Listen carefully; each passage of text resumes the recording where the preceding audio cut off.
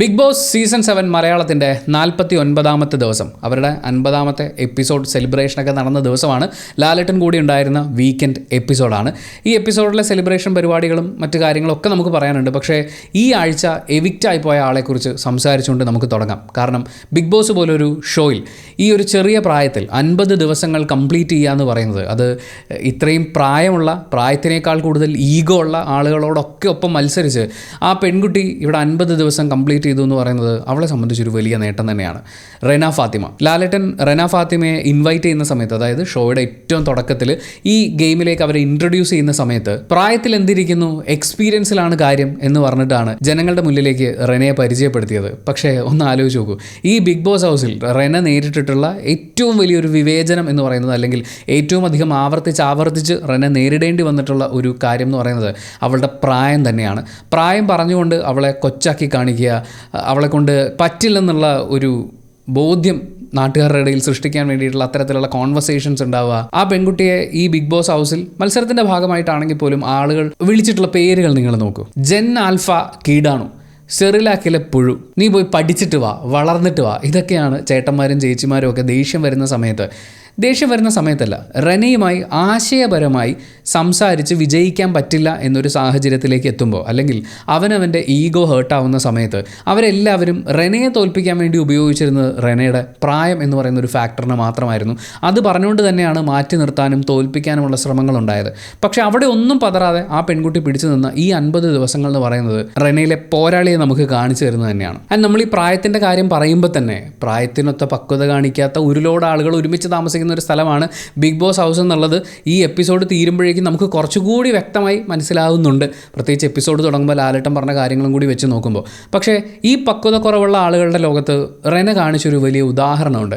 Big boss ഹൗസിൽ നിന്ന് എവിക്റ്റായി പോയി അതിനുശേഷം ബിഗ് ബോസ് ഹൗസിനകത്തേക്ക് ചെന്ന ആളുകളെ ഹഗ് ചെയ്യുന്ന സമയത്ത് ഒനീൽ ചേട്ടാന്ന് വിളിച്ച് ഒനീലിനെ ഹഗ് ചെയ്ത് നിന്ന് ഒരു നിൽപ്പുണ്ട്. അതൊരു വലിയ പാഠമാണ്. നമ്മൾ മത്സരത്തിൻ്റെ ഭാഗമായിട്ട് മത്സരിച്ചിട്ടുണ്ട്.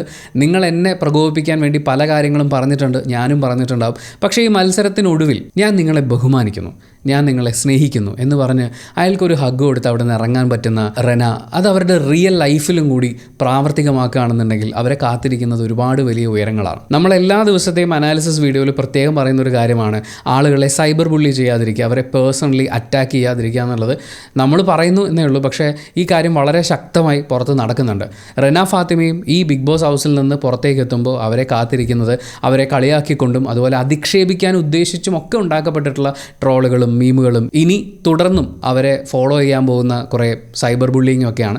പക്ഷേ അതിനൊക്കെ നേരിടാൻ വേണ്ടി ഈ ചെറിയ പ്രായം കൊണ്ട് ഇത്രയും വലിയ നേട്ടങ്ങളിലേക്ക് എത്തിയ ഒരു സോഷ്യൽ മീഡിയ ഇൻഫ്ലുവൻസറായിട്ട്, ഒരു ഓൺട്രപ്രണറായിട്ട്, ബിഗ് ബോസ് ഹൗസിലെ 50 ദിവസം തള്ളി നീക്കാൻ പറ്റിയിട്ടുള്ള ഒരു കണ്ടസ്റ്റൻ്റായിട്ട്, ആൻഡ് ഇതിനെയൊക്കെ നേടാൻ പാകത്തിന്, എന്തിനേയും നേരിടാൻ പാകത്തിന് അവരെ വളർത്തി വലുതാക്കിയ അവരുടെ പേരൻസ് ഉണ്ട്. അവിടുന്ന് അവർക്ക് കിട്ടുന്നൊരു ഊർജ്ജമുണ്ട്. പുറത്തുള്ള ഏതൊരു സൈബർ അറ്റാക്കിനെയും നേരിടാൻ പാകത്തിന് അവരെ പ്രാപ്തയാക്കുമെന്നും അവർ വളരെ സ്ട്രോങ് ആയി ഇതിനെയൊക്കെ ഓവർകം ചെയ്യും എന്നും പ്രതീക്ഷിച്ചുകൊണ്ട് നമുക്ക് ഇത്തവണത്തെ ബിഗ് ബോസ് എപ്പിസോഡിനെ കുറിച്ച് സംസാരിക്കാം. ലാലേട്ടൻ ആദ്യം തന്നെ 50 ദിവസം കംപ്ലീറ്റ് ആയതിൻ്റെ സന്തോഷം പറഞ്ഞിട്ട് പറയുന്ന ആദ്യത്തെ സെൻറ്റൻസ് ഉണ്ടല്ലോ, അത് ഭയങ്കര ഇമ്പോർട്ടൻ്റ് ആയിട്ടുള്ളൊരു സെൻറ്റൻസ് ആണ്.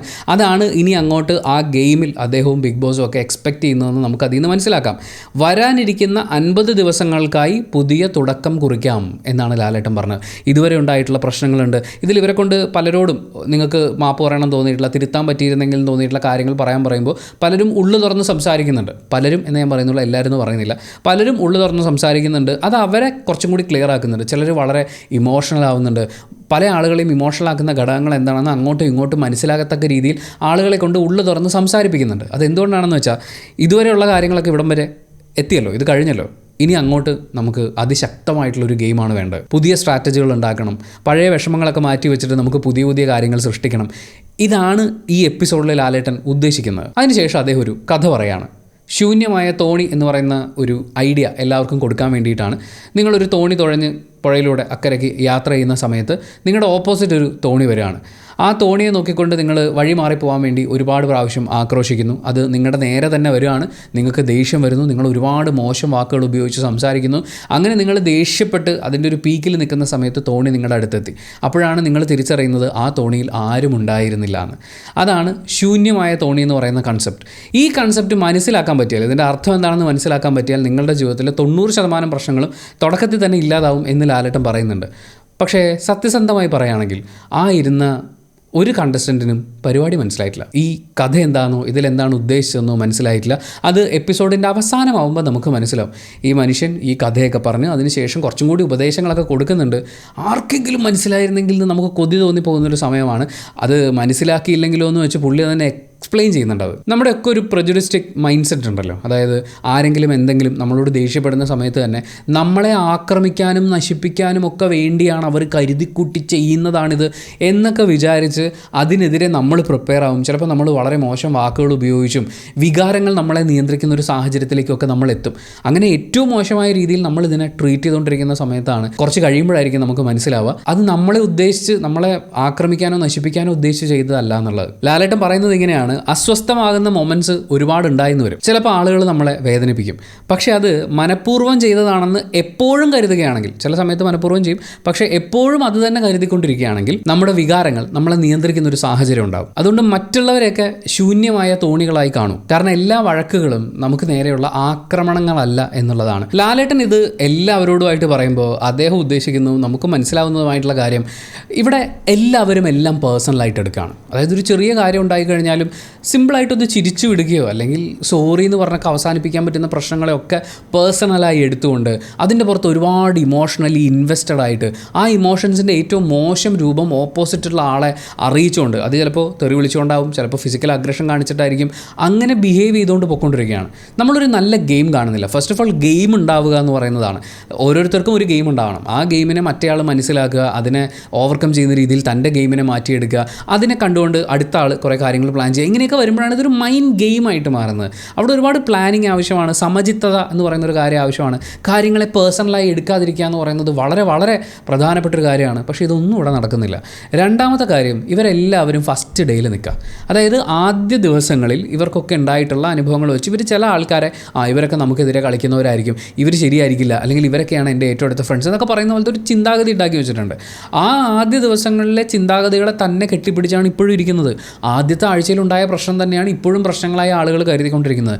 50 ദിവസങ്ങൾ കഴിയുന്നു. 50 ദിവസങ്ങൾ, അതൊരു ചെറിയ ഇതല്ല. ഇപ്പം റെനയൊക്കെ പുറത്തേക്ക് ഇറങ്ങി വരുന്ന സമയത്ത് റെനയുടെ അടുത്ത് ലാലേട്ടൻ ചോദിക്കുന്നത് ഇത്ര ആളുകളൊക്കെ ഒരുമിച്ച് കണ്ടിട്ട് എത്ര ദിവസമായി എന്നുള്ളതാണ്. അത്രയും ഇമ്പോർട്ടൻ്റ് ആയിട്ടുള്ള 50 ദിവസങ്ങൾ അതിനകത്ത് നിന്നിട്ടും ഇവർക്ക് ഇപ്പോഴും ആദ്യ ദിവസങ്ങളിലെ പ്രശ്നങ്ങളും ആദ്യ ദിവസങ്ങളിൽ ഡിഫൈൻ ചെയ്ത് വെച്ചിട്ടുള്ള ശത്രുക്കളും തന്നെ ഉള്ളൂ. അതിൽ നിന്നൊക്കെ ഒന്ന് മാറേണ്ട ആവശ്യമുണ്ട്. ആളുകളില്ലാത്ത തോണികളായി ഇവരെയൊക്കെ കണ്ടാൽ തീരാവുന്ന പ്രശ്നമേ ഉള്ളൂ. അത് പറഞ്ഞ് മനസ്സിലാക്കാനുള്ള ഒരു വൃദ്ധാശ്രമത്തിന് ശേഷം ലാലേട്ടൻ പിന്നെ കേക്ക് കൊണ്ടുവരുത്തുന്നുണ്ട്. കേക്ക് മുറിക്കാൻ അദ്ദേഹം റെനയാണ് പേരെടുത്ത് വിളിക്കുന്നത്. ഒരുപക്ഷെ റെന എവിക്റ്റ് ആവുമോ എന്നുള്ളത് മുന്നിൽ കണ്ടിട്ടാണോ എന്നറിയില്ല. പക്ഷേ റെന അവിടുത്തെ ഏറ്റവും പ്രായം കുറഞ്ഞിട്ടുള്ള കണ്ടസ്റ്റൻ്റ് ആണ്. അപ്പോൾ തീർച്ചയായിട്ടും ആ ഒരു വാത്സല്യവും ഒക്കെ അതിൽ ഒരു ഘടകമായിരിക്കും. അത് കണ്ടപ്പോൾ ഫീൽ ചെയ്തത്, പ്രായത്തിന് നമ്മൾ ഒരാളെ കുറച്ച് കാണിക്കാൻ വേണ്ടി ഉപയോഗിക്കരുത്, അല്ലെങ്കിൽ അതിൻ്റെ പേരിലുള്ള വിവേചനം പാടില്ല എന്ന് പറയുമ്പോഴും പ്രായത്തിൻ്റേതായ പരിഗണനകൾ ആളുകൾ അർഹിക്കുന്ന സിറ്റുവേഷൻസ് ഉണ്ട്. ഇപ്പോൾ ഒരു പ്രായത്തിനപ്പുറം എത്തിയിട്ടുള്ള ഒരു വ്യക്തിക്ക് നമ്മൾ എന്തിനാണ് ബസ്സിൽ സീറ്റ് അലോട്ട് ചെയ്യുന്നത്? അവരുടെ പ്രായത്തിൻ്റേതായ അവരർഹിക്കുന്ന ചില പരിഗണനകളുണ്ട്, അത് കൊടുക്കാനുള്ള സംവിധാനം ഉണ്ടാവണം. എന്ന് പറയുന്നത് പോലെ പ്രായത്തിൽ ഇളയാളെന്ന് പറയുമ്പോൾ അയാൾ ഇത്രയും നേട്ടങ്ങൾ കൈവരിച്ച് മുന്നോട്ട് വരുമ്പോൾ അയാളെ നമ്മൾ പ്രായത്തിൻ്റെ പേരിൽ ഒരു വിവേചനം അനുഭവിക്കുന്ന സിറ്റുവേഷനിലേക്ക് കൊണ്ടുവരരുത്. എന്നാൽ അയാൾക്ക് പ്രായത്തിൻ്റേതായ ചില ആനുകൂല്യങ്ങൾ, പരിഗണനകൾ കിട്ടേണ്ടതാണ്, കിട്ടേണ്ട ഇടങ്ങളിൽ കിട്ടേണ്ടതാണ്. അത് പക്ഷേ റെനയ്ക്ക് ഇതുവരെ ആ ബിഗ് ബോസ് ഹൗസിൽ കിട്ടിയിട്ടുണ്ടോ എന്നുള്ള കാര്യം അറിയില്ല.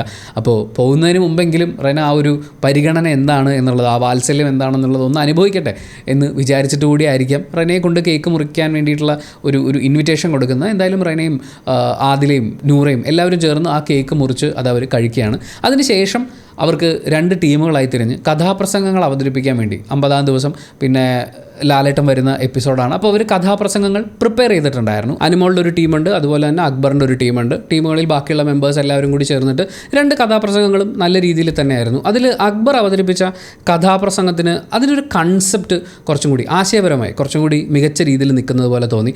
പകൽ ചൂട്ട് എന്നാണ് അവരതിന് പേരിട്ടിട്ടുണ്ടായിരുന്നത്. ഇവിടെ ഒരു മനുഷ്യനെ കാണാൻ കിട്ടുന്നില്ല. പകൽ ഈ ചൂട്ട് കത്തിച്ച് നടന്നിട്ടും നമുക്ക് ഇവിടെ ഒരു മനുഷ്യനെ കാണാൻ കിട്ടുന്നില്ല എന്ന് പറയുന്ന ഒരു രീതിയിലാണ് അവിടെ തന്നെ അടക്കം, അതായത് തന്നെ അടക്കം വിമർശിച്ചുകൊണ്ടാണ് അക്ബർ ആ ഒരു കഥാപ്രസംഗം മുന്നോട്ട് കൊണ്ടുവന്നത്. ബിന്നിയും അതിൽ വന്ന് പാട്ടുകൾ പാടിക്കൊണ്ട് ജോയിൻ ചെയ്യുന്നുണ്ട്. ബാക്കിയുള്ളവർ മറ്റേ സിമ്പലടിക്കൽ പരിപാടിയൊക്കെ ആയിട്ട് നല്ല രസമായിട്ട് തന്നെയാണ്. ഇപ്പോൾ അനുമോളുടെ ആണെങ്കിലും അവരുടെ ആ ഒരു കോർഡിനേഷൻ പരിപാടികളൊക്കെ നന്നായിരുന്നു. പക്ഷേ പകൽച്ചൂട്ട് എന്ന് പറഞ്ഞൊരു കൺസെപ്റ്റ് അവർ മുന്നോട്ട് വെക്കുമ്പോൾ ബിഗ് ബോസ് ഹൗസിൽ നമ്മൾ ദേഷ്യങ്ങൾ കാണുന്നുണ്ട്. കുറേ ആളുകളുടെ പകരം വീട്ടലുകൾ എന്നൊക്കെ ഉള്ള രീതിയിൽ വളരെ കാര്യങ്ങൾ ഉള്ളിൽ വെച്ചുകൊണ്ട് പെരുമാറുന്ന ആളുകളെ നമ്മൾ കാണുന്നുണ്ട്. പക്ഷേ മനുഷ്യൻ്റെ വികാരങ്ങൾ, അല്ലെങ്കിൽ ഒരു പ്യുവർ മനുഷ്യൻ എന്നൊക്കെ പറയുമ്പോൾ സ്നേഹമുണ്ട്, കുറേ കൂടി പരിഗണനകൾ കൊടുക്കുന്ന, ക്ഷമിക്കാൻ പറ്റുന്ന, ക്ഷമ ചോദിക്കാൻ പറ്റുന്ന, അങ്ങനെ ഒരു നല്ല മനുഷ്യനെ നമ്മൾ മിസ് ചെയ്യുന്നു എന്ന് പറയുന്ന പോലെ അവിടെ അങ്ങനെ ഒരു മനുഷ്യനുണ്ടോ എന്നുള്ള രീതിയിൽ അവർ ആ ഒരു കൺസെപ്റ്റിനെ അവതരിപ്പിച്ചു എന്ന് പറയുന്നത് അതൊരു നല്ല കാര്യമായിരുന്നു. ഈ രണ്ട് കഥാപ്രസംഗങ്ങളും കേട്ടതിന് ശേഷം ലാലേട്ടൻ പറയുന്ന ഒരു വളരെ പ്രധാനപ്പെട്ട കാര്യം, ഇതിനൊരു കാരിക്കേച്ചർ സ്വഭാവം ഉണ്ടല്ലോ. നിങ്ങളെ തന്നെ വിമർശിക്കുന്നു, അല്ലെങ്കിൽ മറ്റുള്ളവർ വിമർശിക്കുന്നു. അപ്പോൾ അതിനൊരു കാരിക്കേച്ചർ സ്വഭാവം, കുറച്ചും കൂടി കാര്യങ്ങൾ അങ്ങോട്ടും ഇങ്ങോട്ടൊക്കെ എടുത്തിട്ട് രസകരമായ രീതിയിൽ വിമർശിക്കുക എന്ന് പറയില്ലേ, ഇങ്ങനെയാണ് നമ്മൾ പ്രതികാരം ചെയ്യേണ്ടത് എന്ന് ലാലേട്ടൻ ഇവർക്ക് പറഞ്ഞു കൊടുക്കുകയാണ്. നിങ്ങൾ ഇങ്ങനെയൊക്കെ വേണം, നിങ്ങൾക്ക് ദേഷ്യം വന്നു കഴിഞ്ഞാലും അതിനൊരു രസകരമായ രീതിയിൽ, ക്രിയേറ്റീവായിട്ടുള്ള രീതിയിൽ, ഓപ്പോസിറ്റ് ഇരിക്കുന്ന ആൾക്ക് പോലും ഒരു രസം തോന്നുന്ന ഒരു രീതിയിൽ അവതരിപ്പിക്കുക എന്നുള്ളത്. ശക്തമായ വിമർശനങ്ങൾ ഉന്നയിക്കേണ്ട സിറ്റുവേഷൻസ് ഉണ്ട്, എല്ലാം അങ്ങനെ തമാശയായിട്ട് എടുക്കണമെന്നല്ല. പക്ഷേ രസകരമായ രീതിയിലും നിങ്ങൾക്ക് ഈ ഗെയിമിനെ സരസമായി മുന്നോട്ട് കൊണ്ടുപോകാൻ പറ്റും എന്നൊരു ഓർമ്മിപ്പിക്കലായിരുന്നു അത്. ഈ എപ്പിസോഡിലും ഇന്നലത്തെ പോലെ തന്നെ എപ്പിസോഡിൻ്റെ ഒരു തുടക്കം ഏതാണ്ട് ഒരു അവസാന ഭാഗം വരുന്നത് വരെയൊക്കെ നെവിൻ കുറച്ച് സാഡായിട്ട് തന്നെയാണ് ഇരുന്നത്. അതുകൊണ്ട് തന്നെ ലാലേട്ടൻ്റെ ഭാഗത്തുനിന്ന് ഒരു പരിഗണന ഉണ്ടായിരുന്നു എന്ന് തോന്നുന്നു. നെവിൻ ആഹാരം കഴിക്കാൻ ഇഷ്ടമുള്ള ആളാണ്, മധുരം ഭയങ്കര ഇഷ്ടമുള്ള ഒരാളാണ്, കുറേ കഴിച്ചുകൊണ്ടേ ഇരിക്കാൻ ഇഷ്ടമുള്ള ഒരാളൊക്കെയാണല്ലോ. അപ്പോൾ നെവിനോട് മോനെ ഒരു കേക്ക് എടുത്തോ, നീ ഒരു വലിയ കേക്ക് എടുത്തോ എന്ന് പറയുന്നുണ്ട്. അപ്പോൾ നെവിൻ അത് വളരെ സന്തോഷത്തോടുകൂടി സ്വീകരിക്കുന്നു. അതിനുശേഷം നെവിൻ ആഹാരം കഴിച്ചിട്ട് വരുമ്പോൾ നീ എന്താ കഴിച്ചത്, ചോറാണ് കഴിച്ചത്, വെരി ഗുഡ് എന്നൊക്കെയാണ് പറയുന്നത്. മുമ്പ് ഈ നെവിൻ്റെ കട്ട് തിന്നുന്ന ശീലങ്ങളെ വിമർശിച്ചിട്ടുള്ള ആളാണ് ലാലേട്ടൻ. ഇതിപ്പോൾ കട്ട് തിന്നൊന്നുമല്ല, പക്ഷേ അയാൾ ഹാപ്പി ആയിട്ടിരിക്കാൻ അർഹനാണ് എന്നുള്ളത് അയാളെ വീണ്ടും ഓർമ്മിപ്പിക്കുന്നത് പോലെ തോന്നി. അതിനുശേഷമാണ് വളരെ പ്രധാനപ്പെട്ട ഒരു കാര്യത്തിലേക്ക് കടക്കുന്നത്. ഈ ബിഗ് ബോസ് ഹൗസിൽ 50 ദിവസം പൂർത്തിയാക്കിയിട്ടുള്ള ആളുകൾക്ക് അവർക്ക് ഇതുവരെ ചെയ്ത ഏറ്റവും സത്യസന്ധമായിട്ടുള്ള ഒരു കാര്യം ഏതാണ്, അതായത് അവനവൻ ചെയ്തിട്ടുള്ളതിൽ ഏറ്റവും സത്യസന്ധമായിട്ടുള്ളൊരു കാര്യം, ചെയ്തിട്ട് വേണ്ടായിരുന്നു അല്ലെങ്കിൽ തിരുത്തണമായിരുന്നു, സോറി പറയണമെന്ന് ഫീൽ ചെയ്തിട്ടുള്ളൊരു കാര്യം, പിന്നെ പ്രേക്ഷകർ എന്തുകൊണ്ട് ഇവിടെ ഇത്രയും ദിവസം പിടിച്ചു നിർത്തി എന്ന് പറയുന്നൊരു കാര്യം. ഈ 3 കാര്യങ്ങളെക്കുറിച്ചും സംസാരിക്കാൻ വേണ്ടിയിട്ടുള്ള അവസരം കൊടുക്കുകയാണ്. എല്ലാവരുടെയും എല്ലാ കാര്യങ്ങളും നമ്മൾ എണ്ണി പറയുന്നില്ല, പക്ഷേ വളരെ പ്രധാനപ്പെട്ടത് എന്ന് ഫീൽ ചെയ്തിട്ടുള്ള കാര്യങ്ങളാണ് ഇപ്പോൾ പറയുന്നത്. ഈ നെവിനുമായിട്ടുള്ള വിഷയത്തിന് ഷാനവാസ് എടുത്ത് സംസാരിക്കുന്നുണ്ട്. റിഗ്രറ്റ് തോന്നിയിട്ടുള്ള കാര്യങ്ങളുടെ കൂട്ടത്തിൽ നെവിനുമായിട്ടുള്ളൊരു വിഷയം, അതൊരു ദേഷ്യത്തിൽ പറഞ്ഞു പോയതാണ്, വേദനിപ്പിക്കാൻ ഉദ്ദേശിച്ചിട്ടല്ല, അതിൽ ഖേദിക്കുന്നു എന്നുള്ള കാര്യം പറയുന്നുണ്ട്. സത്യത്തിൽ ഈ ഖേദപ്രകടനത്തിൽ എന്തെങ്കിലും ആത്മാർത്ഥതയുണ്ടോ എന്ന് നമുക്ക് സംശയം തോന്നിപ്പോകുന്ന രീതിയിലാണ് എപ്പിസോഡ് അവസാനിക്കുമ്പോൾ ഷാനവാസിൻ്റെ ഒരു ബിഹേവിയറും അയാൾ ആദിലോടും നൂറയോടും സംസാരിക്കുന്ന കാര്യങ്ങളൊക്കെ വരുന്നത്. അപ്പോൾ പോലും ലാലേട്ടൻ ഇരിക്കുന്ന ഒരു സദസ്സിൽ വെച്ചിട്ട് നെവിനുമായിട്ടുള്ളൊരു വിഷയം ഒരു ദേഷ്യത്തിൽ പറഞ്ഞു പോയതാണ്, ഖേദിക്കുന്നു എന്നയാൾ പറഞ്ഞല്ലോ. അവിടെ നെവിന് ഫീൽ ചെയ്യാൻ സാധ്യതയുള്ളൊരു സമാധാനമുണ്ട്. പക്ഷേ അപ്പോൾ പോലും ഇതിനകത്തുള്ള പ്രോബ്ലം എന്താണെന്ന് വെച്ച് കഴിഞ്ഞാൽ വേദനിപ്പിക്കാൻ പറഞ്ഞതല്ല, ഒരാൾ വേദനിക്കും എന്നുറപ്പുള്ളൊരു കാര്യം ദേഷ്യം മനസ്സിൽ വെച്ചുകൊണ്ട് പറഞ്ഞതാണ്. അതാണ് ഷാനവാസ് അവിടെ ചെയ്തിട്ടുള്ളത്. എനിവേ ആ ഒരു ഖേദപ്രകടനം ഉണ്ടായല്ലോ, അത് തന്നെ ഷാനവാസിനെ സംബന്ധിച്ചൊരു വലിയ കാര്യം. ഈ ബിഗ് ബോസ് ഹൗസിൽ ഇങ്ങനെ പല ആളുകളും പല കാര്യങ്ങളിലും ഖേദപ്രകടനമൊക്കെ ഇതിനു മുമ്പ് നടത്തിയിട്ടുണ്ട്. ഈ എപ്പിസോഡിൽ ഇനിയും ചില ഖേദപ്രകടനങ്ങളൊക്കെ നമ്മൾ കേൾക്കുന്നുണ്ട്. പക്ഷേ ഇതിലെവിടെയെങ്കിലും ആത്മാർത്ഥത ഉണ്ടോ എന്ന് നമുക്ക് തന്നെ സംശയം തോന്നിപ്പോകുന്നൊരു സിറ്റുവേഷനിലാണ്. കാരണം ഒരു ഖേദപ്രകടനം കാണുമ്പോൾ നമ്മൾ വിചാരിക്കും നല്ല മനുഷ്യൻ, മാപ്പ് പറയാൻ തയ്യാറായല്ലോ, ഇങ്ങനെയുള്ള മനുഷ്യന്മാരെയൊക്കെയാണ് നമുക്ക് ആവശ്യം, ഇങ്ങനെയൊക്കെയാണ് ആളുകൾ തിരുത്തപ്പെടുക എന്ന്. പക്ഷേ എന്തിൻ്റെ പേരിലാണ് ഇവർ ഖേദപ്രകടനം നടത്തിയത്? ഇതേ കാര്യം തന്നെ ചിലപ്പോൾ കൂടിയ ഇൻറ്റൻസിറ്റിയിൽ ഇവർ വീണ്ടും ആവർത്തിക്കും. ഇതൊക്കെ നമ്മളിങ്ങനെ കണ്ട് ആക്ച്വലി ഈ നല്ല സ്വഭാവം കൺസിസ്റ്റൻ്റായി കൊണ്ടുപോകുന്ന കാര്യത്തിൽ ഇത്തവണത്തെ ബിഗ് ബോസ് ഹൗസിലുള്ള ഭൂരിപക്ഷം ആളുകളും ഫെയിലിയേഴ്സ് ആണെന്ന് തോന്നിയിട്ടുണ്ട്. ജിസേൽ പറയുന്ന ഒരു കാര്യമുണ്ട്, ഈ എല്ലാവർക്കും ഹൃദയം കൊണ്ട് ഭക്ഷണം കൊടുത്തു ഞാൻ എന്നുള്ളതാണ് അവരൊരു സന്തോഷം പോലെ പറയുന്നത്. ജിസേലിനോട് വീണ്ടും ഓർപ്പിക്കാനുള്ളത് ഇതൊരു കുക്കിംഗ് കോൺടെസ്റ്റ് അല്ല എന്നുള്ളതാണ്. കാരണം ഈ ഭക്ഷണം ഉണ്ടാക്കി കൊടുക്കുന്നതിൻ്റെ പേരിൽ തന്നെയാണ് അവരുടെ ഗെയിം വളരെയധികം വീക്കായി പോകുന്നത്. കാരണം ആര്യൻ്റെ അടുത്ത് ജിസേലിന് ഏറ്റവും സന്തോഷമുള്ളത് എന്താണെന്ന് ചോദിക്കുമ്പോഴേക്കും ജിസേൽ ആഹാരം ഉണ്ടാക്കി നമ്മുടെ വായിൽ വെച്ച് തരിക എന്ന് പറയുന്നതാണ് ജിസേലിൻ്റെ ഒരു സന്തോഷം എന്ന് പറയുന്നുണ്ട്. റെനയും ഏകദേശം ജിസേലിന് ഫുഡ് ഉണ്ടാക്കി കൊടുക്കുന്നത് സന്തോഷമാണെന്ന് കരുതുന്നു എന്നും പറയുന്നുണ്ട്. പക്ഷേ ഈ ഫുഡ് ഉണ്ടാക്കലും സന്തോഷിപ്പിക്കലും അതിലുള്ള സൗഹൃദങ്ങളെ മെയിൻറ്റെയിൻ ചെയ്യലും അങ്ങനെ ആയി ചുരുങ്ങി പോകുന്നു ജിസേലിൻ്റെ ഗെയിം. അത് കുറച്ചും കൂടി വിപുലമാക്കേണ്ട ഒരു സമയമായി എന്നുള്ള ഒരു ഓർമ്മപ്പെടുത്തൽ ജിസേലിന് കിട്ടുകയാണെങ്കിൽ നല്ലതായിരുന്നു. ഈ ബിഗ് ബോസിൽ പങ്കെടുക്കാൻ വരുമ്പോൾ ജിസേലിന് ഭയങ്കര ആശങ്കകളൊക്കെ ഉണ്ടായിരുന്നു. കാരണം കേരളത്തിൽ പുള്ളിക്കാരിക്ക് ഫാൻസ് ഇല്ല, മാത്രമല്ല കേരളത്തിൽ ഈ വേഷം ഇഷ്ടപ്പെടുമോ, ഞാനൊരു കുടുംബശ്രീ ആവാനുള്ളൊരു ശ്രമിച്ചിട്ടില്ല എന്ന് പറയുന്ന കാര്യമൊക്കെ പറയുന്നുണ്ട്. ഇത് കുടുംബശ്രീ അല്ല, കുടുംബശ്രീ എന്നുമല്ല, ഒരു കേരളത്തിലെ ഒരു സ്ത്രീ എന്ന് പറയുന്ന അങ്ങനെ തിരുത്തിയിരുന്നെങ്കിൽ നല്ലായിരുന്നു എന്ന് തോന്നുന്നു. എന്തായാലും കേൾക്കാൻ നല്ല രസമുണ്ടായിരുന്നു. ആര്യൻ റിഗ്രറ്റ് തോന്നുന്നു എന്ന് പറഞ്ഞ് അവതരിപ്പിച്ചത് ശൈത്യ അവരുടെ ഒരു ജീവിതകഥ പറഞ്ഞ സമയത്ത് ചിരിച്ചുപോയി എന്നുള്ളതാണ്. അതിന് അന്ന് മാപ്പ് പറഞ്ഞിട്ടുണ്ടായിരുന്നു, ഇന്നും അവരുടെ ഫാമിലി മെമ്പേഴ്സിനോട് അയാൾ മാപ്പ് പറയുന്നു എന്നുള്ളത്. അത് കഴിഞ്ഞിട്ട് ഇത്രയും നാളുകളായി ഇപ്പോൾ ഒരു ഗെയിമിൻ്റെ ഭാഗമായിട്ടോ എന്തെങ്കിലും ഒന്ന് പ്രൂവ് ചെയ്യാൻ വേണ്ടിയിട്ടോ ഒരു പുതിയ സ്ട്രാറ്റജിക്കോ വേണ്ടി ആരും അത് അവതരിപ്പിക്കേണ്ട ആവശ്യമില്ല. അപ്പോൾ അത് ഉള്ളിൽ നിന്ന് വന്നതായിരിക്കാം എന്ന് തന്നെയാണ് നമുക്ക് മനസ്സിലാവുന്നത്. ലക്ഷ്മി റിഗ്രറ്റ് ഫീൽ ചെയ്യുന്നതായിട്ട് പറഞ്ഞത് അത് ഒനീലിൻ്റെ അടുത്ത് ഉണ്ടായിട്ടുള്ള സംഭവമാണ്. മസ്താനിയുടെ വിഷയം ലക്ഷ്മി ജഡ്ജ്മെൻ്റലായി കൈകാര്യം ചെയ്തു എന്നുള്ളത്. ഒനീലിനോട് സോറി പറഞ്ഞു, അയാളൊരു നല്ല മനുഷ്യൻ ആയതുകൊണ്ട്, നല്ല മനസ്സുള്ള ആളായതുകൊണ്ട് എന്നോട് ക്ഷമിച്ചു, പക്ഷേ എനിക്കിപ്പോഴും ആ ഒരു കുറ്റബോധമുണ്ട് എന്നൊക്കെ ലക്ഷ്മി അവതരിപ്പിക്കുന്നുണ്ട്. ഒനീലിനൊരു വലിയ മനുഷ്യൻ എന്നൊക്കെ പറയുന്നത്, അത് ക്ഷമിക്കാൻ ഒരാൾക്ക് പറ്റുക പറയുന്നത് ഒരു വലിയ മനസ്സിൻ്റെ എന്നൊക്കെയാണല്ലോ. അപ്പോൾ നമുക്കത് ആ രീതിയിൽ കാണാവുന്നതാണ്. റെന റിഗ്രറ്റ് തോന്നുന്നതായിട്ട് അവതരിപ്പിച്ചത് അനുമോളെ ചപ്പാത്തി കള്ളി എന്ന് വിളിച്ച് പ്രൊവോക്ക് ചെയ്യാൻ ശ്രമിച്ചത്, അതിലൊരു റിഗ്രറ്റ് ഫീൽ ചെയ്യുന്നുണ്ട് എന്ന് പറഞ്ഞ കാര്യമാണ്. റെന അന്ന് അനുമോളെ ചപ്പാത്തി കള്ളി എന്ന് വിളിക്കുന്ന ഒരു സിറ്റുവേഷൻ ആണെങ്കിലും അതിനുശേഷം അനുമോളുമായി നടന്നിട്ടുള്ള ഫൈറ്റുകളൊക്കെ എടുത്തു നോക്കുകയാണെന്നുണ്ടെങ്കിലും അവിടെയൊക്കെയും ഈ പ്രായത്തിൻ്റെ പേരിൽ റെനയെ കുറച്ച് കാണാൻ വേണ്ടിയിട്ടുള്ളൊരു ശ്രമം, അതുപോലെ മൂത്തവരെ ബഹുമാനിക്കാൻ നിൻ്റെ വീട്ടിൽ നിന്ന് പഠിപ്പിച്ചിട്ടില്ലേ എന്ന് ചോദിച്ചുകൊണ്ട് അവരെ വീട്ടുകാരെ വലിച്ചിടുക, അതുപോലെ റെനയുടെ ബോയ് ഫ്രണ്ടിൻ്റെ കാര്യം വലിച്ചിടുക, ഇങ്ങനെ റെനയുടെ പേഴ്സണൽ കാര്യങ്ങളൊക്കെ എടുത്തു വെച്ചുകൊണ്ട് അവരെ വളരെ മോശമായി ചിത്രീകരിക്കാൻ എന്ന് തന്നെ പറയാവുന്ന ശ്രമങ്ങൾ ഒരുപക്ഷെ അവരുടെ അച്ഛനമ്മമാർ അവരെ വളർത്തിയ രീതിയെ വരെ കുറ്റപ്പെടുത്തിക്കൊണ്ട് അനുമോൾ നടത്തിയിട്ടുണ്ട്. അപ്പോൾ ഇങ്ങനൊരു സോറി പറയാനുള്ളൊരു അവസരം കിട്ടുമ്പോൾ ഇപ്പം റെന എന്താ ചെയ്തത്, തൻ്റെ നേർക്ക് വന്ന ആരോപണങ്ങളൊക്കെ അവിടെ നിൽപ്പുണ്ട്. അതായത് റെനയെ മൂത്തവരെ ബഹുമാനിക്കാൻ അച്ഛനും അമ്മയും പഠിപ്പിച്ചിട്ടില്ല, റെനയുടെ ബോയ് ഫ്രണ്ടിൻ്റെ കാര്യത്തെക്കുറിച്ച് സംസാരിക്കുന്നു, റെനയുടെ പ്രായത്തിനെ പറഞ്ഞുകൊണ്ട് ഒരു കുറച്ച് കാണുന്നു. ഈ പറഞ്ഞ കാര്യങ്ങളൊക്കെ ക്ഷമിക്കാൻ പറ്റുമ്പോഴാണല്ലോ റെനയ്ക്ക് അങ്ങോട്ട് ഒരു റിഗ്രറ്റ് ഫീൽ ചെയ്യുക, ഞാൻ എന്നാലും അങ്ങനെ വിളിക്കാൻ പാടില്ലായിരുന്നു എന്ന്. മറ്റത് ക്ഷമിച്ചിട്ടില്ലായിരുന്നെങ്കിൽ ഞാൻ വിളിച്ചതും കണക്കായിപ്പോയി, എന്നോട് ആദ്യം മാപ്പ് പറയട്ടെ എന്നിട്ട് ഞാൻ മാപ്പ് പറയാം എന്ന് ചിന്തിക്കാം. പക്ഷേ റെന ആ കാര്യങ്ങളിൽ നിന്നൊക്കെ മാറിയിട്ട് എൻ്റെ ഭാഗത്തു നിന്നുണ്ടായ ഒരു കാര്യം അവരെ വേദനിപ്പിച്ചല്ലോ എന്ന് ചിന്തിച്ചു തുടങ്ങി.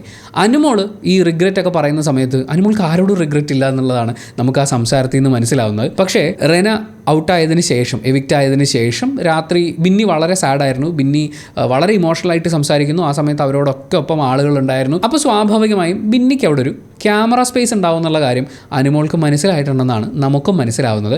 അങ്ങനെ മനസ്സിലാക്കിയതിന് ശേഷം ബിന്നിയോടൊപ്പം ചെന്നിരുന്ന് അനുമോൾ ചില ഇമോഷണൽ സാധനങ്ങൾ, അതുപോലെ റെനയെക്കുറിച്ചുള്ള ചില നല്ല വചനങ്ങളൊക്കെ പറയുന്നുണ്ട്. അതായത് ഈ റെന എന്ന് പറയുന്നത് നമ്മുടെ അനുമോളുടെ കുഞ്ഞയുടെ മോളുടെ ആ ഒരു പ്രായമൊക്കെ ഉള്ളൂ. അതുകൊണ്ടാണ് ഞാൻ റെനയെ അധികം പറയാത്തതെന്ന്.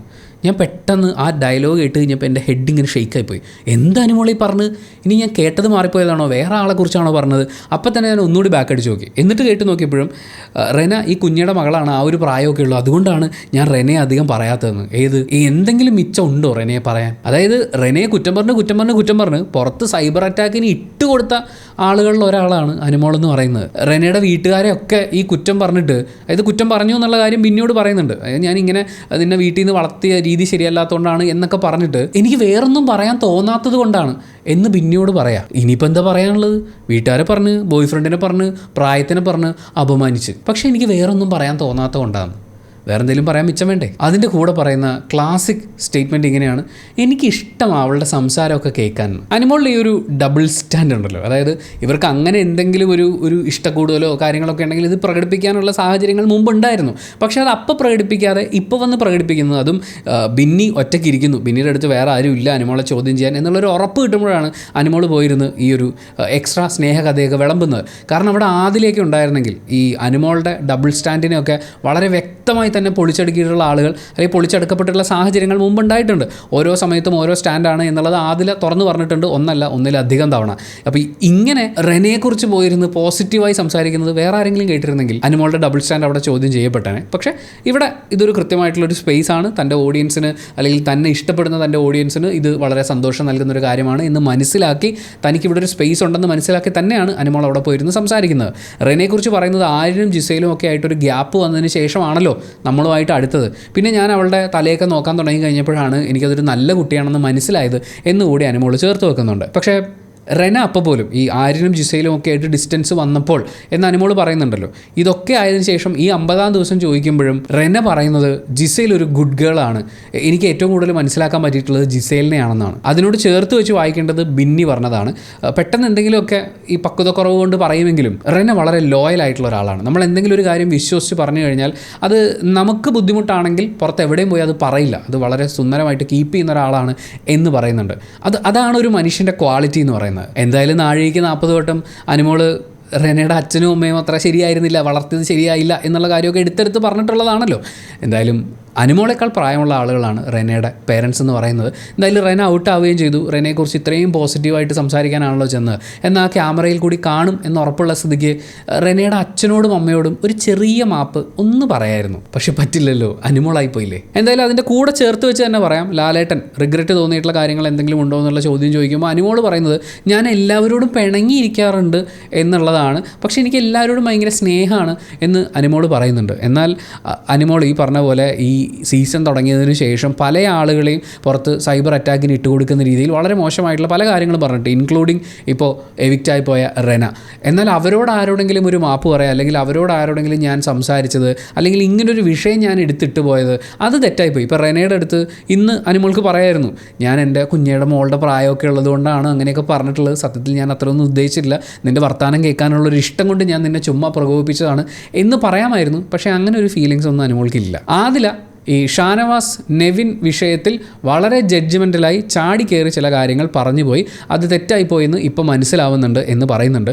പക്ഷേ ആ പറച്ചിൽ 10 വയസ്സുടെ ആത്മാർത്ഥത ഇല്ലായിരുന്നു എന്ന് പിന്നീട് തോന്നിയുണ്ട്. നമുക്ക് അതിലേക്ക് വരാം. ബിന്നി പറഞ്ഞ വളരെ പ്രധാനപ്പെട്ടൊരു കാര്യമുണ്ട്. ബിന്നിയെ കുത്തിത്തിരിപ്പ് എന്നൊക്കെ പറഞ്ഞാൽ ആദ്യം ഇവർ കളിയാക്കുന്നുണ്ടായിരുന്നു. പക്ഷേ ആ സമയത്ത് ബിന്നി അത് തിരുത്താൻ തയ്യാറായിട്ടില്ല. ഇപ്പോൾ ബിന്നി അനുഭവിക്കുന്ന ഒരു പ്രശ്നം എന്ന് വെച്ച് കഴിഞ്ഞാൽ, വളരെ സീരിയസ് ആയ ഒരു വിഷയം നടക്കുമ്പോൾ അവിടെ ഇടപെടാൻ വേണ്ടി, കാര്യങ്ങൾ അന്വേഷിക്കാൻ വേണ്ടി, സംസാരിക്കാൻ വേണ്ടി ചെല്ലുന്ന സമയത്ത് കുത്തിത്തിരിപ്പേ നീ ഇവിടെ ഇരിക്കണ്ട, നീ ഇതിൽ ഇടപെടണ്ട എന്നൊക്കെ പറഞ്ഞ് ആ ഒരു രീതിയിൽ ബിന്നിയുടെ എഫേർട്ടിനെ ക്യാൻസൽ ചെയ്യുന്നുണ്ട്. അതായത് ആ മനുഷ്യന് ഇപ്പോൾ വേറെ ഒരു കാര്യത്തിൽ ഇടപെടാൻ പറ്റാതായിട്ടുണ്ട്. കാര്യം അവർ എന്തിലിടപെട്ടാലും കുത്തിത്തിരിപ്പാണെന്ന് പറയും. അങ്ങനെ ചെയ്യാൻ പാടില്ലല്ലോ. അവരെ കുത്തിത്തിരിപ്പ് എന്നുള്ള രീതിയിൽ വിളിച്ച് ആക്ഷേപിച്ചിട്ടുള്ള ആളുകളുണ്ടാവും. ചിലപ്പോൾ അവർ ചെയ്ത ഏതെങ്കിലും പ്രവൃത്തി ഒരു കുത്തിത്തിരിപ്പിൻ്റെ ഭാഗമാണ് എന്ന് ഫീൽ ചെയ്തിട്ടുണ്ടാവും. പക്ഷേ അതിൻ്റെ പേരിൽ ബിഗ് ബോസ് ഹൗസിൽ അവർക്ക് ഇനി ഒരു കാര്യത്തിലും ഇടപെടാൻ പറ്റില്ലാത്തൊരു രീതിയിൽ അവരെ ക്യാൻസൽ ചെയ്യുന്നൊരു കാര്യം എന്ന് പറയുന്നത് തീർച്ചയായും അവർക്ക് വിഷമമുണ്ടാക്കുന്ന കാര്യമാണ്. അപ്പോൾ ബിന്നി പറഞ്ഞത് ഞാൻ ആദ്യമേ അത് പറഞ്ഞ് തിരുത്തണമായിരുന്നു എന്നുള്ളതിൽ ഇപ്പോൾ റിഗ്രറ്റ് ഉണ്ട് എന്നുള്ളതാണ്. അത് എല്ലാവരും ഒന്ന് മനസ്സിലാക്കുന്നത് നല്ലതായിരിക്കുമെന്ന് തോന്നുന്നു. ഇത് നമ്മൾ ലാലേട്ടൻ ആദ്യം പറഞ്ഞ സ്റ്റോറിയായിട്ട് കണക്ട് ചെയ്ത് വെക്കേണ്ടതാണ്. എല്ലാവരും വളരെ പ്രജുഡിസ്റ്റിക് ആയിട്ടാണ് ചിന്തിക്കുന്നത്. ഈ ആള് അല്ലെങ്കിൽ ഈ ആൾ വഴി വരുന്നൊരു പ്രശ്നം ഇത്രയും വലിയ പ്രശ്നമായിരിക്കും, ടാർഗറ്റ് ചെയ്ത് വരുന്ന പ്രശ്നമായിരിക്കും, അങ്ങനെ കാണണ്ടെന്നേ. ആളില്ലാത്തൊരു തോണി എന്നുള്ള രീതിയിൽ നമ്മൾ ഈ വിഷയത്തിനെയും ഡീൽ ചെയ്യുകയാണെന്നുണ്ടെങ്കിൽ ബിന്നിയോട് കുറച്ചും കൂടി നല്ല രീതിയിൽ എല്ലാവർക്കും ബിഹേവ് ചെയ്യാൻ പറ്റും. പ്രശ്നങ്ങളിൽ ബിന്നിക്ക് നന്നായി ഇടപെടാൻ പറ്റും. ഈ പറയുന്നൊരു കുത്തിത്തിരിപ്പ് എന്ന് പറയുന്നൊരു കാര്യമുണ്ടല്ലോ, അത് ബിന്നിയിൽ മാത്രം ഒതുങ്ങി നിൽക്കുന്നതോ അല്ലെങ്കിൽ ബിന്നി മാത്രം ആക്രമിക്കപ്പെടേണ്ടതോ ആയിട്ടുള്ളൊരു കാര്യമല്ല. ഒരു വലിയ ഉദാഹരണം എന്ന് പറയുന്നത് ഷാനവാസ് നെവിൻ ഇഷ്യൂ ഉണ്ടാകുന്നു.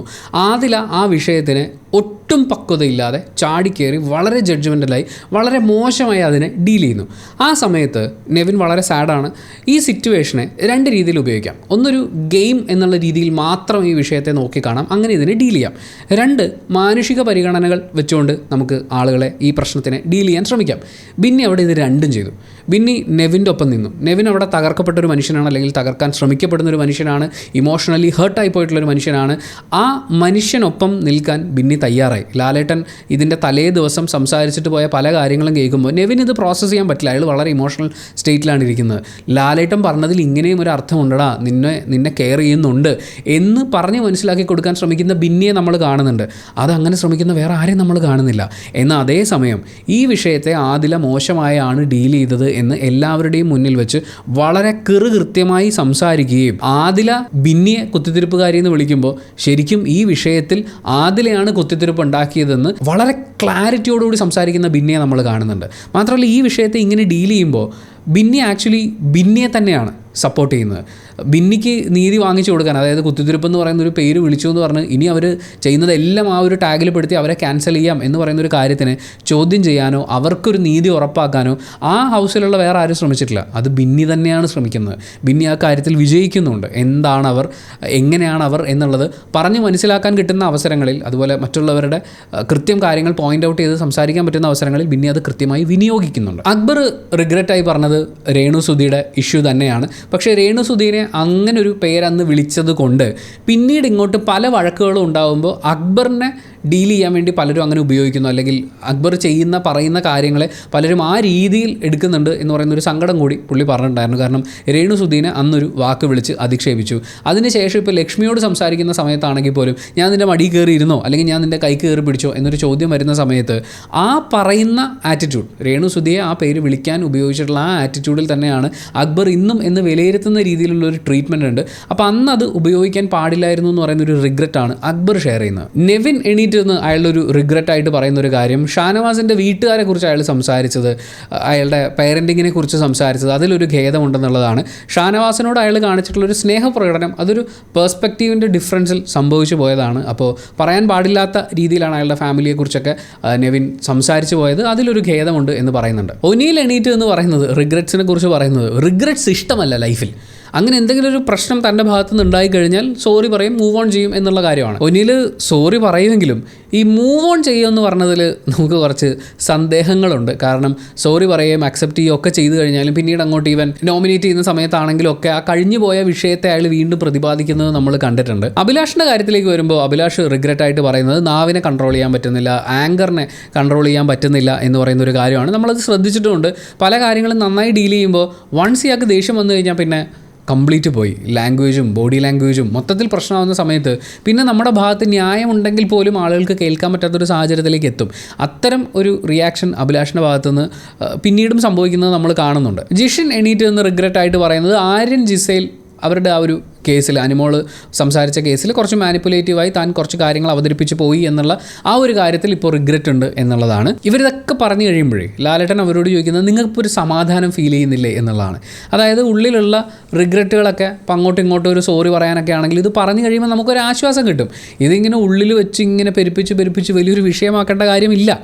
ആ ഒരു ക്ലീനിങ് പ്രോസസ്സാണ് ഇവിടെ നടക്കുന്നത്. ഇനിയുള്ള 50 ദിവസം നിങ്ങൾ ഫ്രഷായിട്ട് സ്റ്റാർട്ട് ചെയ്യണം എന്ന് ലാലേട്ടൻ ഏറ്റവും ആദ്യം പറഞ്ഞ കാര്യത്തിലേക്ക് ഇവരെ പ്രിപ്പയർ ചെയ്യുകയാണ് ഇതിലൂടെ. ആര്യൻ ഈ ബിഗ് ബോസ് ഹൗസിൽ ഏറ്റവും കൂടുതൽ മനസ്സിലാക്കിയിട്ടുള്ളത് ജിസേലിനെയാണെന്ന് പറഞ്ഞതിന് ശേഷം ഒരു സംഭവം പറയുന്നുണ്ട്. അത് 1 hour എപ്പിസോഡിൽ നമ്മൾ കണ്ടിട്ടില്ലായിരുന്നു. ശോഭയും ഷിയാസ് കരീമും ഹോട്ടൽ ടാസ്കിൻ്റെ ഭാഗമായിട്ട് അവിടെ എത്തിയ സമയത്ത് ജിസേലിനോട് ചോദിച്ചു അത്രേ, ജിസേലിന് ഇത്രയും പ്രായമില്ലേ, ആര്യൻ ഒരു ചെറിയ ചെക്കനാണ്, അപ്പോൾ അവനുമായിട്ടുള്ളൊരു ഫ്രണ്ട്ഷിപ്പിൻ്റെ ആവശ്യം എന്താണ്, ഒറ്റയ്ക്ക് നിന്ന് കളിക്ക്, സിംഗിളായിട്ട് സോളോ കളിക്ക് എന്നുള്ള ഒരു ഉപദേശം കൊടുത്തു എന്നുള്ളതാണ്. അത് ജിസേലിനെ വിഷമിപ്പിച്ചു എന്നുള്ളതാണ്.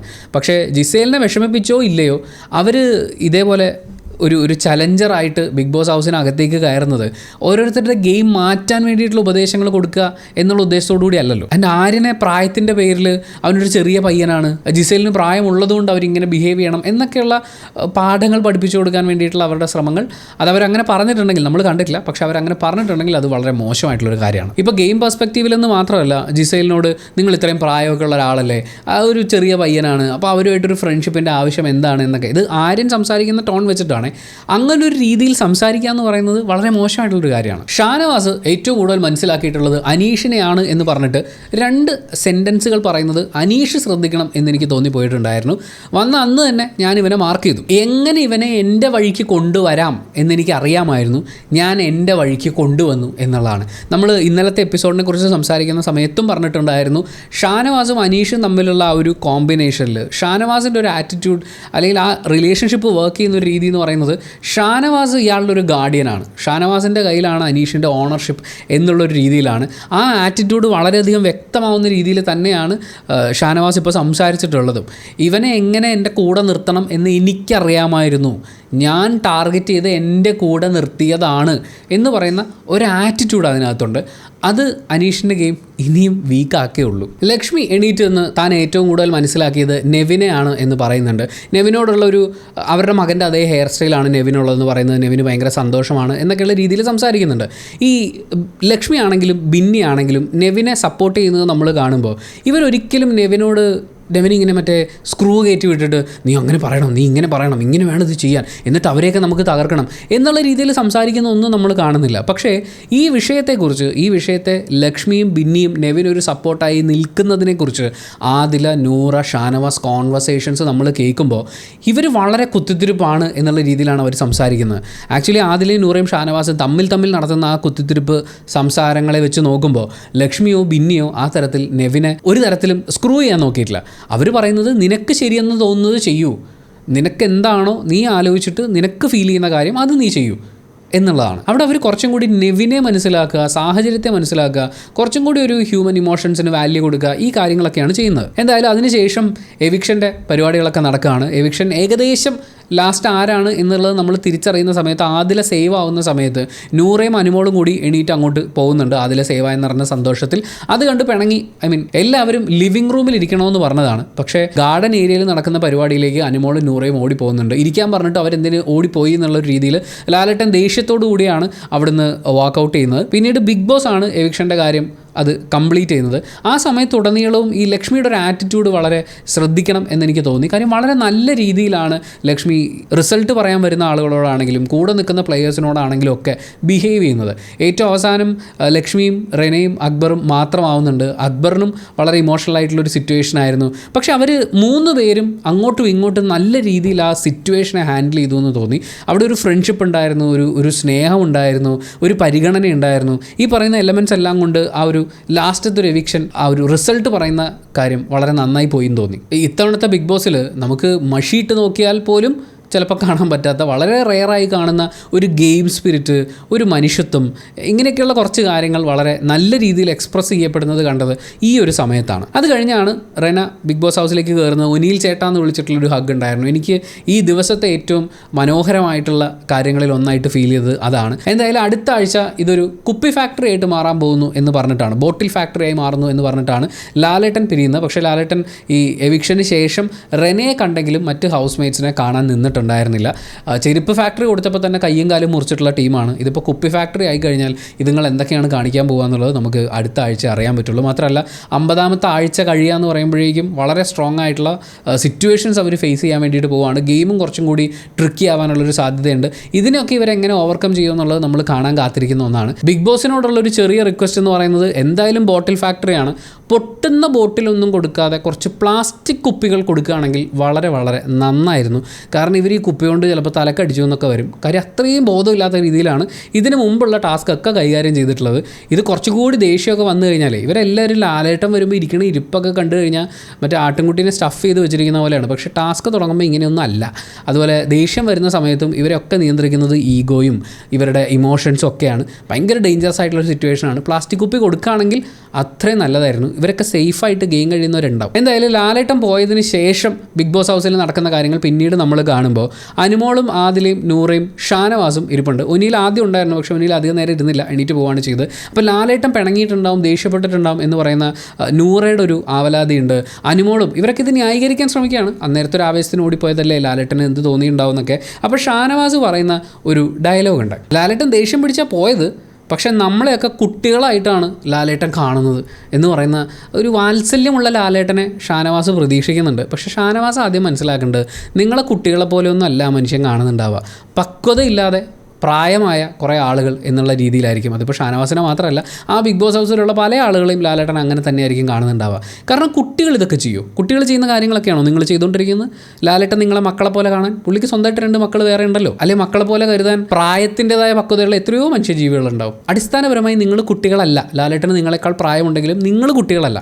നിങ്ങൾ പക്വതയോടുകൂടി പെരുമാറുകയും ഗെയിമിനെ ഗെയിമായി കാണുകയും ഗെയിം സ്പിരിറ്റോടുകൂടി കളിക്കുകയും പരസ്പര ബഹുമാനത്തോടുകൂടി പെരുമാറുകയും ചെയ്യുക എന്ന് പറയുന്നത് നിങ്ങൾ നിങ്ങളുടെ പ്രായത്തിനോട് കാണിക്കുന്നൊരു നീതിയാണ്. നിങ്ങളെ കുട്ടികളായി കാണുന്നു എന്ന് നിങ്ങൾക്ക് തോന്നുന്ന ലാലേട്ടൻ്റെ പ്രായത്തിനോട് നിങ്ങൾക്ക് എന്തെങ്കിലും ബഹുമാനം ഉണ്ടെങ്കിൽ ഇപ്പോൾ അങ്ങേരെ കൊണ്ടെത്തിച്ചുകൊണ്ടിരിക്കുന്ന ഷാനവാസ് തന്നെ നൂറയോട് ഭയങ്കര ആശ്വാസത്തിൽ പറയുകയാണ്, ഈ ചീഞ്ഞ കേസൊന്നും ഇവിടെ എടുത്തില്ലല്ലോ എന്നുള്ളത്. അപ്പോൾ ഷാനവാസിന് അറിയാം, ഷാനവാസ് ഉണ്ടാക്കിയത് ഒരു ചീഞ്ഞ കേസാണ്, അത് ചർച്ചയ്ക്ക് വന്നാൽ ഷാനവാസാണ് ചീഞ്ഞു പോവുക എന്നുള്ളത്. ഷാനവാസിന് കൃത്യമായ ധാരണ ഉണ്ടായിരുന്നത് ഇത് ലാലേട്ടൻ എടുത്തു കഴിഞ്ഞ് കഴിഞ്ഞാൽ ഷാനവാസിന് ഒരുപാട് ചീത്തപ്പേരുണ്ടാവും എന്നുള്ളതും ഷാനവാസ് ചെയ്ത കാര്യങ്ങൾ എന്ന് പറയുന്നത് വളരെ മോശമാണെന്നുള്ളതും നല്ല ധാരണയുണ്ട്. അതുകൊണ്ട് തന്നെയാണ് അയാൾ ആ കേസിനെ റെഫർ ചെയ്തപ്പോൾ ചീഞ്ഞ കേസ് എന്ന് പറഞ്ഞത്.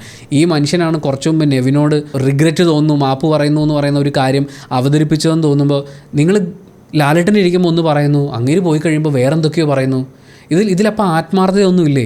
ഇങ്ങനത്തെ ചീഞ്ഞ കേസിലെല്ലാം ലാലേട്ടനെ കൊണ്ടുവന്ന് നിർത്തിയിട്ട് ലാലേട്ടനോട് ബഹുമാനമാണെന്ന് പറയുന്നതിൽ എന്തർത്ഥമാണുള്ളത്? ഷാനവാസ് ചെയ്തത് 2 കാര്യങ്ങളാണ്. ഒന്ന്, നെവിനുമായിട്ട് അദ്ദേഹത്തിനുണ്ടായ ഒരു അൺകംഫർട്ടബിൾ ഫാക്ടർ, നെവിൻ്റെ പെരുമാറ്റം അയാൾക്ക് അൺകംഫർട്ടബിളായി തോന്നി. തീർച്ചയായും അങ്ങനെ തോന്നിയിട്ടുണ്ടെങ്കിൽ അയാളത് എക്സ്പ്രസ് ചെയ്യണം. അയാൾ എക്സ്പ്രസ് ചെയ്യുകയും നെവിൻ അത് തിരുത്തുകയും ചെയ്തു. അതായത് ആ പ്രശ്നം അവിടെ തീർന്നു. പിന്നീട് തനിക്ക് വാദിച്ച് ജയിക്കാൻ പറ്റാത്ത പോലൊരു സാഹചര്യം ഉണ്ടാകുമ്പോൾ മറ്റേ ആളെ കരിവാരിത്തേക്കാൻ വേണ്ടി അയാൾ ഈ കാര്യങ്ങൾ വീണ്ടും എടുത്തിടുകയായിരുന്നു. എടുത്തിടുക മാത്രമല്ല, ഒരാഴ്ചയോളം ഇതിങ്ങനെ വീണ്ടും അലക്കി അതിനെ പെരുപ്പിച്ച് കൊണ്ടുപോവുകയും അത് ആദിലയ്ക്കും നൂറയ്ക്കും കൈമാറുകയും പിന്നീടും അതൊരു ഡിസ്കഷനാക്കി അയാൾ നിലനിർത്തുകയും ചെയ്തു. അപ്പോൾ ലാലേട്ടൻ വന്ന സമയത്ത് അയാൾ പറയുന്നത് നെവിനോട് ചെയ്തിട്ടുള്ള കാര്യത്തിൽ എനിക്ക് ഖേദമുണ്ട് എന്നുള്ളതാണ്. ആ റിഗ്രറ്റ് കാണിച്ചിട്ടുള്ള അതേ ഷാനവാസ് ഇവിടെ വന്നിരുന്ന് ആ കേസിനെ ചീഞ്ഞ കേസ് എന്നാണ് റെഫർ ചെയ്തുകൊണ്ടിരിക്കുന്നത്. അപ്പോൾ ഷാനവാസിന് അറിയാം താൻ ചെയ്തതൊരു വൃത്തികെട്ട കാര്യമാണ്, ഇതൊരു ചീഞ്ഞ കേസാണ് എന്നുള്ളത്. പക്ഷേ ഇത് ഷാനവാസിന് മനസ്സിലായിട്ടുണ്ടെങ്കിലും പുറത്തുള്ള ഷാനവാസിൻ്റെ ഫാൻസിന് ഇതുവരെ മനസ്സിലായിട്ടില്ല. ഇപ്പോഴും ഈ ചീഞ്ഞ കേസ് കളിച്ചിട്ട് അല്ലെങ്കിൽ ഇത്രയും ചീഞ്ഞ സ്ട്രാറ്റജി എടുത്തതിന് ശേഷവും ഫാൻസിനെ അയാൾക്ക് തൃപ്തിപ്പെടുത്താൻ പറ്റുന്നുണ്ടെങ്കിൽ, ആ ഫാൻസ് ഇപ്പോഴും അതിൽ തൃപ്തരായിരിക്കുന്നുണ്ടെങ്കിൽ ആ ഒരു ആംഗിളിൽ നോക്കുമ്പോൾ ഷാനവാസ് ഒരു ഗംഭീര ഗെയിമർ തന്നെയാണ്. അനീഷിനെ മാനിപ്പുലേറ്റ് ചെയ്തു, പിന്നെയാണ് സ്വന്തം ഫാൻസ്. അത്രേ ഉള്ളൂ കാര്യം. നൂറ വിചാരിച്ചിരുന്നത് ഇവരെ ചീത്ത പറഞ്ഞ് മൂന്നാളെ നാറ്റിക്കും എന്നുള്ളതാണ്. അപ്പോൾ ഷാനവാസ് വളരെയധികം ചിരിച്ചുകൊണ്ട് പറയുന്നുണ്ട് നമ്മളെ പൊരിക്കാൻ വേണ്ടിയിട്ടുള്ള മസാല തേച്ചുകൊണ്ടിരിക്കുകയായിരിക്കും എന്നൊക്കെ വിചാരിച്ചു എന്ന്. അതിൽ തന്നെ ഉണ്ട് ഇവർ 3 പേരും വളരെയധികം പേടിച്ചിട്ടുണ്ടായിരുന്നു. ഇവർ 3 പേരും ചെയ്യുന്നത് തെറ്റാണ് എന്നുള്ള കാര്യം അവർക്ക് കൃത്യമായ ധാരണയുണ്ടായിരുന്നു. അതിൽ നൂറേക്കാൾ കൂടുതൽ കുറച്ചുകൂടി ശക്തമായ പ്രതിസ്ഥാനത്തേക്ക് വരുന്നത് ആദിലയും ഷാനവാസുമാണ്. എന്നിട്ട് ലാലേട്ടൻ അത് അടിപൊളിയായിട്ട് ഹാൻഡിൽ ചെയ്തു എന്നുള്ളതാണ് ഷാനവാസ് പറയുന്നത്. എന്തോ ക്രെഡിറ്റ് കൊടുക്കുന്നത് പോലെ ഇതൊരു അവസരമാണ് തിരുത്താൻ എന്നുള്ളത് മനസ്സിലാക്കുന്നതിന് പകരം അനുകൂലമായ വിധി വന്നതുപോലെയൊക്കെയാണ് ഇവരുടെ പെർഫോമൻസ്. അപ്പോൾ നൂറ പറയുന്നുണ്ട് ഇവിടുത്തെ കുറച്ച് ആളുകൾക്ക് അത് അത്ര അങ്ങോട്ട് ഇഷ്ടപ്പെട്ടിട്ടില്ല എന്ന്. അതിൻ്റെ സങ്കടം അവരിൽ പലരുടെയും ഫേസിൽ കണ്ടു എന്ന് ഷാനവാസും കൂടി കൂട്ടിച്ചേർക്കുന്നുണ്ട്. ഈ സമയത്ത് നിങ്ങളുടെ ശ്രദ്ധ ഞാൻ ലാലേട്ടൻ ഏറ്റവും ആദ്യം പറഞ്ഞ കഥയിലേക്ക് കൂട്ടിക്കൊണ്ടുപോവാണ്. നമുക്ക് നേരെ വരുന്ന തോണികൾ അത് കാലിയാണ് എന്നങ്ങ് വിചാരിച്ചു കഴിഞ്ഞാൽ പ്രശ്നം തീർന്നു. നമുക്ക് നേരെ വരുന്ന എല്ലാ പ്രശ്നങ്ങളും അല്ലെങ്കിൽ നമ്മളോട് വഴക്കിടുന്ന ആളുകളൊക്കെ നമ്മളെ തകർക്കാൻ വേണ്ടി പ്ലാൻ ചെയ്യുകയാണ് എന്ന് ചിന്തിച്ച് കൂട്ടേണ്ട യാതൊരു ആവശ്യമില്ല. നിങ്ങളുടെ 90% പ്രശ്നങ്ങളും ആ ചിന്ത ഒഴിവാക്കിയാൽ തീരും. പക്ഷേ ഈ ചിന്തയാണ് ഇപ്പോഴും ഇവരുടെ ഉള്ളിലിരിക്കുന്നത്. അത് പിന്നീട് ആദിലോട് ഷാനവാസ് സംസാരിക്കുമ്പോഴും നമുക്ക് മനസ്സിലാവുന്നുണ്ട്. ഇവിടെയുള്ള മറ്റാളുകളൊക്കെ നെവിൻ്റെ വിഷയത്തിന്, അതായത് ആദില പറയുന്നത് ആ ചെറുക്കനെ ബ്രെയിൻ വാഷ് ചെയ്തിട്ട് ചീഞ്ഞു പോയെന്ന്. ആരാ ഈ പറയണത്? ആദില പറയേണ്ടിയിരുന്നത് എന്നെ ഷാനവാസ്ക ബ്രെയിൻ വാഷ് ചെയ്തിട്ട് ഞാൻ ആ വിഷയം എല്ലാവരുടെയും മുമ്പിൽ പോയി നിന്ന് പ്രസൻറ്റ് ചെയ്ത് ബാക്കിയുള്ളവരെ ബ്രെയിൻ വാഷ് ചെയ്യാൻ നോക്കിയിട്ട് ഞാൻ ആകെ മൊത്തത്തിൽ ചീഞ്ഞു എന്നുള്ള കാര്യമാണ് ആദില മനസ്സിലാക്കേണ്ടത്. പക്ഷേ ആദില പറയുന്നത് അവരൊക്കെ ആ ചെക്കനെ ബ്രെയിൻ വാഷ് ചെയ്യാൻ നോക്കിയിട്ട് ആകെ ചീഞ്ഞു പോയി എന്നാണ്. സ്വന്തം കണ്ണിലെ കോലെടുക്കാതെ അന്യൻ്റെ കണ്ണിലെ കരടെടുക്കാൻ പോകാമെന്ന് പറയില്ലേ, അതാണ് അതിൻ്റെ ഒരു ക്ലാസിക് എക്സാമ്പിളാണ് നമ്മൾ ആ കോൺവെർസേഷനിൽ കാണുന്നത്. ഷാനവാസ് ആദിലോട് പറയുന്നത് ചെറിയൊരു കാര്യം കത്തിച്ച് ഒരാഴ്ച നിർത്തും. ആരാണ്? ബാക്കിയുള്ളവരെ കുറിച്ചാണ് പറയുന്നത്.